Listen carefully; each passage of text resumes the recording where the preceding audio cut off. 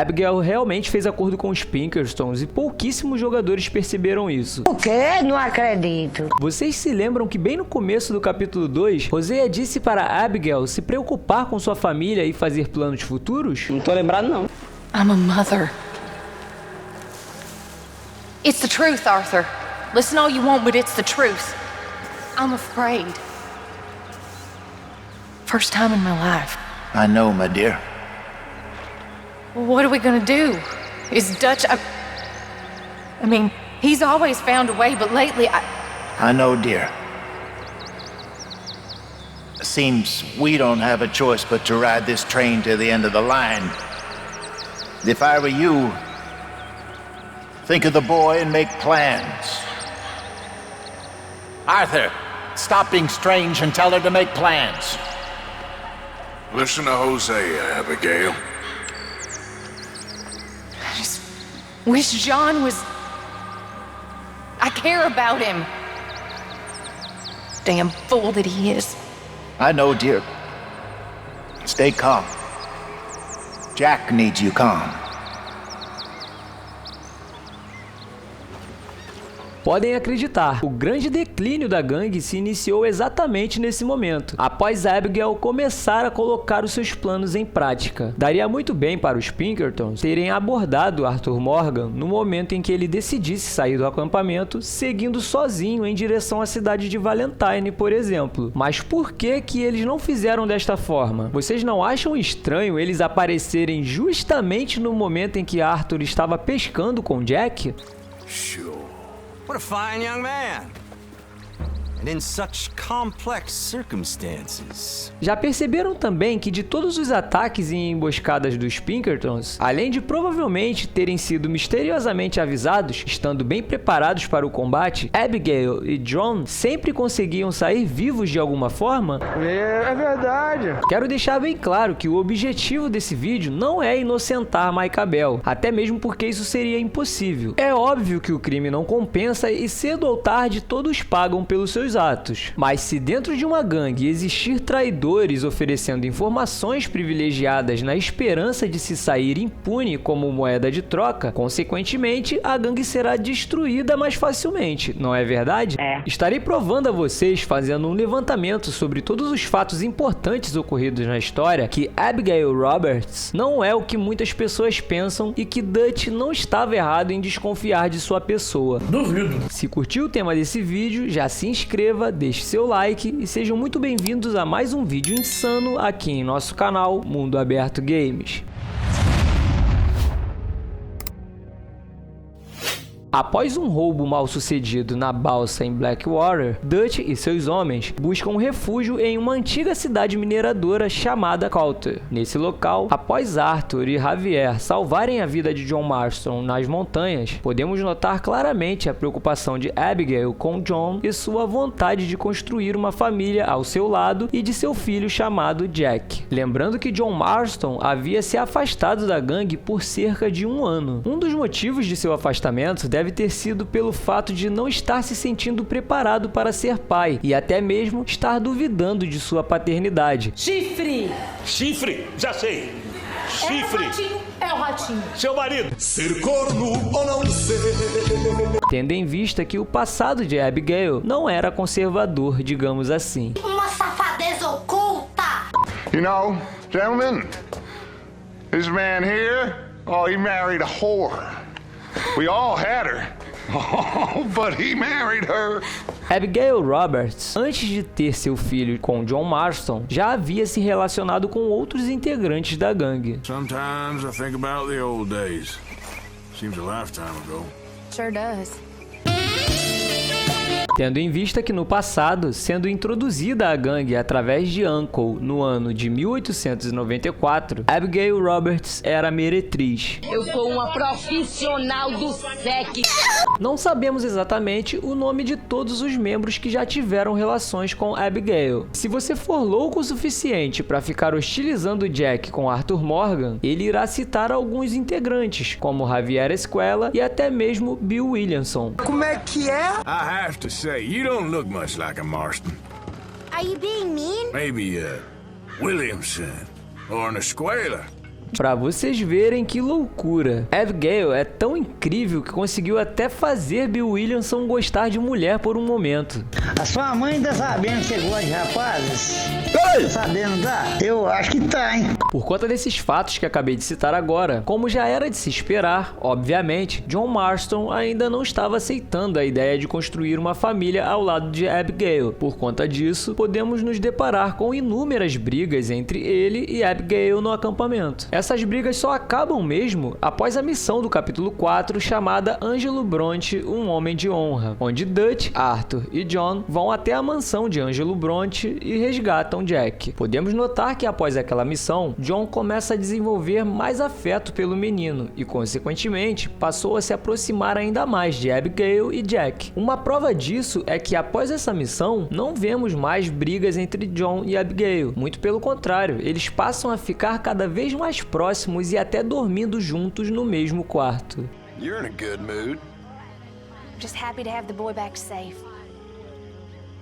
Ain't nobody ever gonna take him again, I swear. So, I was thinking, maybe it would be a little easier for me to keep an eye on him if we all stayed together. You know, in my room. You mean like a normal family? Look around you. Ain't nothing normal about any of this. You're right about that. Mas voltando para o capítulo 2, vocês viram que Hosea aconselhou Abigail a estar fazendo planos futuros, tendo em vista que até Hosea percebeu que o futuro da gangue seria condenado ao fracasso mais cedo ou mais tarde. Existe um diálogo noturno em volta da fogueira, onde Abigail expressa claramente o seu descontentamento em estar nessa vida de forasteira, dormindo em barracas de acampamento. Ela até comenta em suas palavras que desejaria estar dormindo em uma cama de verdade, possuindo sua própria casa. I'm getting too old for this. Living in tents, on the run. By my age, I thought I'd be living on some farm somewhere. Funny how things turn out. Instead, I'm stuck in the wilderness with you degenerates trying to stay warm. Enjoy yourselves. I gotta get on. They don't want folk like us no more. This there rules will be damned. Analisando todos esses fatos e preocupada, principalmente agora por ter um filho para criar, existe uma grande possibilidade de Abigail ter decidido realizar acordos com os Pinkertons para entregar Dutch Vanderland em troca de salvar sua vida, de John e de seu filho Jack. Será? Não sei se vocês concordam, mas tendo tantas oportunidades para estar nos abordando, achei muito estranho o fato de termos sido abordados pelos Pinkertons justamente no dia em que Abigail nos pediu para levarmos seu filho Jack para pescar. Ao meu ver, isso foi muito bem planejado, porque pensem comigo, a partir do momento em que estamos tomando conta de uma criança, dificilmente iremos decidir tomar algum tipo de atitude hostil ao ficar frente a frente com as autoridades. Durante esse encontro, agente Milton diz a Arthur que só pela sua cabeça as autoridades estão oferecendo $5.000. Milton nem disse o valor da recompensa de Dutch, mas se a de Arthur está valendo 5.000, a de Dutch deve estar valendo bem mais. E eu sei que muitos irão questionar o fato de vermos o cartaz de procurado de Dutch no esconderijo que Micah improvisou, permanecendo nele por um tempo após ter sido salvo por Arthur em Strawberry, alegando que Micah Bell seja de fato o verdadeiro traidor. Quero deixar bem claro que também não descarto essa possibilidade e até falei sobre isso no vídeo onde conto sobre toda a história de Micah Bell, abordando até mesmo assuntos relacionados à sua vida bandida no passado, como os tempos em que vivia com seu pai e seu irmão. Como esse vídeo é praticamente um complemento de teorias relacionadas a esse tema, fiquem tranquilos que estarei deixando nos vídeos finais e na descrição, mas vocês conseguem encontrar facilmente esse vídeo depois aqui em nosso canal pesquisando sobre a história de Micah Bell. Nesse encontro com Arthur, Milton dá a sua palavra que não o condenaria se ele resolvesse entregar Dutch. Obviamente, Arthur recusou sua proposta, volta, informando a Dutch assim que chegou no acampamento. O agente Milton, nesse encontro, também disse sobre a morte de Mac Callender, e por mais que isso tenha deixado Arthur enfurecido, ele jamais tomaria alguma atitude hostil, tendo em vista que ele está com uma criança, e os Pinkertons sabiam disso. Muitos não perceberam, mas esse encontro de Arthur com os Pinkertons pode ter sido orquestrado por Abigail, onde a mesma está disposta a entregar Dutch às autoridades, desde que seja inocentada ao lado de John e Jack. Vocês já viram ou ficaram sabendo de algum outro evento onde Jack sai para se distrair sem ser nessa missão com Arthur Morgan? Nunca nem vi. Pois é, meus amigos, eu também não. Reparem que neste encontro de Jack no capítulo 2 e na visita feita na Península Clemens no capítulo 3, a proposta dos Pinkertons foi praticamente a mesma. Hey Dutch, we got a problem. Not a problem, a solution. Não quero, não! Faz aquele... Eu não quero! O agente Milton e a agente Ross queriam apenas levar Dutch e permitiriam que os demais integrantes da gangue fossem embora e vivessem uma vida normal. Obviamente, no capítulo 3, essa proposta também foi recusada pela gangue, deixando os agentes ainda mais enfurecidos, prometendo voltar com reforços, atacando a todos. A essa altura do campeonato, não é novidade que os Pinkertons estão sendo pagos por Leviticus Cornwall para estarem caçando Dutch. Inclusive, já falei sobre isso no vídeo onde conto sobre toda a história de Leviticus Cornwall. Estarei deixando esse vídeo nos vídeos finais para vocês estarem assistindo na sequência. Se vocês ainda não estão convencidos de que Abigail estava entregando os passos da gangue, vamos para mais evidências. Na missão do capítulo 4, onde roubamos o banco de Saint-Denis, o plano seria a gangue atacar o banco com Hosea e Abigail distraindo as autoridades em outro ponto da cidade.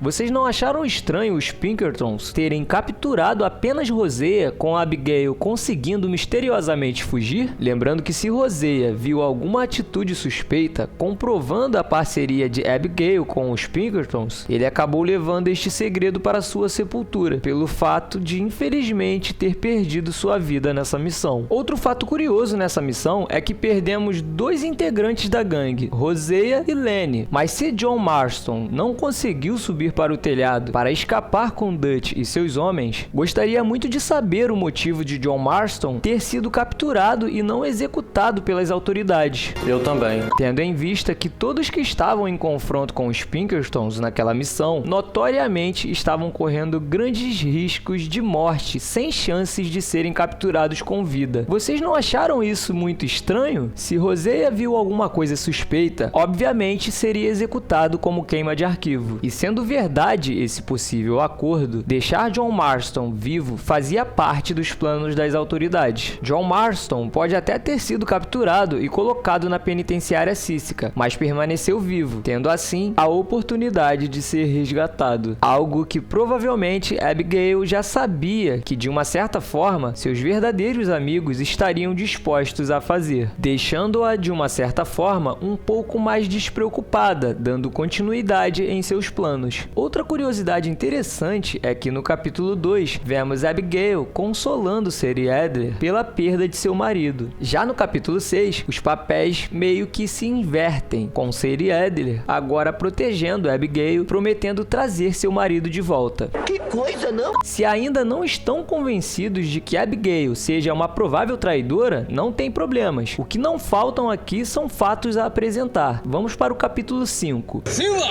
Buenas noches. Buenas noches. Feinho pra caralho. Ô, bichinho feio da porra. É importantíssimo também nos atentarmos nesse diálogo com Dutch e Arthur na caverna de Guarma, onde Dutch mostra claramente estar desconfiando que alguém da gangue esteja passando informações privilegiadas às autoridades. Analisando todo o desenrolar da história, me arrisco em dizer que Dutch estava pensando que Abigail e John estavam o traindo, mas na minha opinião, acredito que John não sabia de nada, estava apenas sofrendo as repercussões desses planos elaborados secretamente por Abigail com os Pinkertons. So what happened with John in that bank? He survived. Unlike dear Hosea and Lenny, the only one they took alive. Why is that, you think? I don't know. I was already on the roof. I didn't see it. And Abigail, I presume she was able to slip away in time. What are you talking about? You know, when I look back at all the chaos of the past few weeks, the apparent superficial chaos, I begin to wonder, maybe, for somebody, this is all going exactly to plan. Still ain't sure what you're saying, Dutch. Nor am I, quite, but that many Pinkertons arriving like clockwork once again? That must have taken days to organize. Maybe there's a maggot in the apple. Sometimes I don't know quite who to trust anymore. Após vivermos aquele intenso combate em Guarma, lutando pela sobrevivência e destruindo o Império de Fussar, juntamente com Hércules e seus homens, saindo de Guarma, retornamos para Cheribel e descobrimos através de uma carta escrita por Ciri Adler que os demais integrantes da gangue estão escondidos em Leckay, local onde Ciri Adler, juntamente com Charles Smith, expulsaram os habitantes da região, tornando aquele local um acampamento improvisado temporário. Vamos para outro fato suspeito. Por que os Pinkertons invadiram Leckay apenas quando Dutch e seus homens voltaram de Guarma, tendo em vista que os demais integrantes já estavam há um tempo naquele local? Não acharam estranho esse ataque dos Pinkertons logo após Dutch e seus homens chegarem em Leckay? Quem deve ter sido o informante? Também não sei. Ainda não estão convencidos nessa teoria? Não. Beleza, vamos para o capítulo 6, que tem mais. Não, eu quero prova. Não vou nem entrar no mérito de que, obviamente, Molly O'Shea mentiu ter dedurado a gangue, porque além de Milton desmentir este fato, Molly também estava sofrendo há tempos por amor não correspondido. Sua atitude deve ter sido um ato desesperador de chamar a atenção de seu amado, mesmo sendo de forma negativa, tendo em vista que já faziam tempos de que ela estava notoriamente depressiva, onde me arrisco em dizer que estava até mesmo desistindo de viver. Agora, dando continuidade, durante ao roubo ao trem que transportava os pagamentos dos militares do exército, provavelmente eles também foram misteriosamente avisados, tendo em vista que nem pararam na estação de Saint-Denis, algo que pelo visto estava previsto em sua rota. Durante o roubo, após John ter levado um tiro e ficado para trás, Dutch mentiu dizendo que estaria voltando para resgatar John, mas sabemos muito bem que ele deixou John para trás na esperança de que ele não fosse resistir aos ferimentos. Sem contar que enquanto este roubo estava acontecendo, os Pinkertons invadiram o acampamento e sequestraram apenas Abigail. Agora eu pergunto a vocês, como que Tilly Jackson conseguiu escapar e até mesmo com Jack e Abigail foi capturada? Ué? Vocês também não acham isso estranho? Na minha visão, isso pode ter sido uma estratégia para estar emboscando a gangue quando fossem tentar resgatar Abigail. E se ainda não concordam com essa teoria, beleza, quero ver o que vão me dizer agora. Nós sabemos que durante aquela última cena clássica de conflitos entre a gangue e na Gruta dos Castores, os Pinkertons podem ser observados escondidos entre as árvores. Pensem comigo, John Marston estava ferido e foi deixado por Dutch para morrer, mas mesmo assim, ele conseguiu ir a pé até o acampamento, acusando Dutch por ter o abandonado. Agora vem a pergunta: por que os Pinkertons não executaram John enquanto ele estava indo para o acampamento? Tendo em vista que eles, por já estarem bem posicionados, já tinham avistado de longe, sendo alvo fácil. Percebam que para os demais membros da gangue, quando batem de frente com os Pinkertons, na maioria das vezes perdem suas vidas, mas quando trata-se de John e Abigail, eles sempre saem vivos. Por que será? Tem parada errada aí, irmão. Outro detalhe também é que não importa qual será a sua escolha, decidindo ir com John ou indo atrás do dinheiro, John irá sobreviver e escapar dos ataques dos Pinkertons nas florestas de Roanoke. Agora, sabem por que Abigail pediu desesperadamente para John não ir atrás de Micah e Dutch? Na minha opinião, ela deve ter começado a sentir que as autoridades iriam esquecer dela e de sua família. Mesmo com a morte de Milton, tendo apenas Ross como testemunha desse acordo, ela realmente acreditava que Ross iria deixá-los em paz. Please! Achou errado? Otário. Certamente, tendo em vista que a gangue de Micah no Monte Hagen era bastante hostil e difícil de se enfrentar, analisando a cena do crime, Ross facilmente percebeu que John foi o responsável por essas execuções e, sabendo de seu grandioso talento como pistoleiro, decidiu usá-lo para estar capturando Dutch e o restante dos membros que escaparam. E é basicamente assim que se inicia Red Dead Redemption 1, com John Marston aparecendo ao lado de Ross e Archer Fordham. Agora, para fechar com chave de ouro, hein? Em Red Dead Redemption 1, John Marston trabalhava para os Pinkertons, onde Ross prometeu devolver sua família e deixá-los em paz caso John conseguisse ajudar a capturar Dutch e todos os demais membros que fugiram. Se essa teoria de que Abigail também estava fechando acordos com os Pinkertons em troca de estar vivendo em paz com sua família em Red Dead Redemption 2, vocês não acham que a história de Red Dead 1 faz ainda mais sentido se verdadeiramente acreditarmos que Abigail estava traindo a gangue em Red Dead Redemption 2? É verdade. Não deixe de dar sua opinião, porque quero muito saber o que você acha a respeito disso tudo aqui nos comentários. E já aproveitem para estarem assistindo agora esses 3 vídeos incríveis: a história de Guarma, de Ângelo Bronte e do magnata Levericus Cornwall. Já se inscreva, deixe seu like e nos vemos no próximo vídeo.